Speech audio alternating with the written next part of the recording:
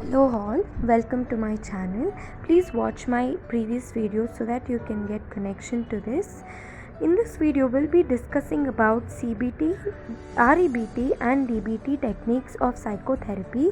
So CBT, that is cognitive and behavioral therapy, is a type of psychotherapy in which the negative thoughts that might eventually lead to or influence the behavior of the person in a negative way obviously is changed by talking to the client or by changing their negative thought patterns so that later on their behavior also will change. So here two things, that is thinking and behavior, is involved in this. This technique involves two type of therapies, that is cognitive therapy and behavioral therapy. Combined together makes cognitive behavioral therapy. When we talk separately, cognitive therapy helps in changing the negative thought patterns or distorted thinking, and behavioral therapy helps in changing the behavior of the client. As discussed in my previous videos, CBT or cognitive and behavioral therapy alone helps in solving many mental issues like addiction, depression, anxiety, phobias and many more.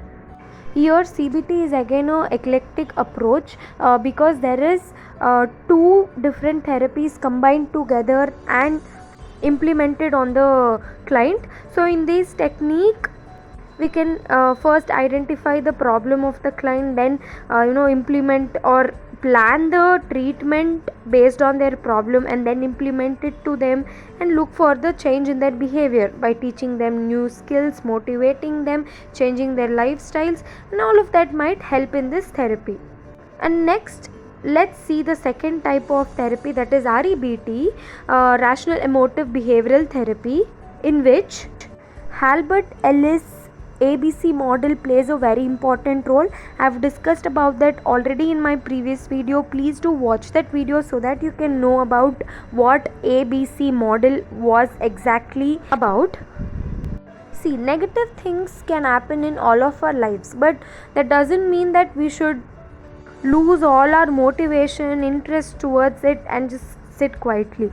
So there is something beyond that. We have to become positive and gradually cope up with the maladaptive situations. And now let's talk about the next two letters after ABC, which was afterwards added to this model. D stands for disputation of beliefs. That is, when a person has a irrational beliefs that are putting him in a negative consequences, then the person has to come out of that. He will have to make up his mind into a positive belief and then turn his irrational beliefs into a rational beliefs. And then comes the letter E. E is effective change in their self behavior. So once the irrational beliefs are turned into rational beliefs, the client is said to live the healthiest life ever, and now it's their time to lead a healthier life. And now the third one is DBT, that is dialectic behavioral therapy. So this is the modified version of cognitive behavioral therapy. And the idea behind this therapy is also to change people's mind, help them cope up with maladaptive situations, and guide them how to live the life in present. And this therapy is also believed to be the most effective type of therapy to treat or to solve problems like addiction, eating disorders and other problem causing behaviors. And now let's see the difference between each of these therapies.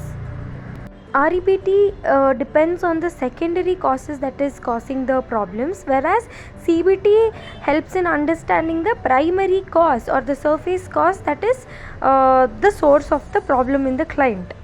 And also CBT takes fewer sessions compared to REBT.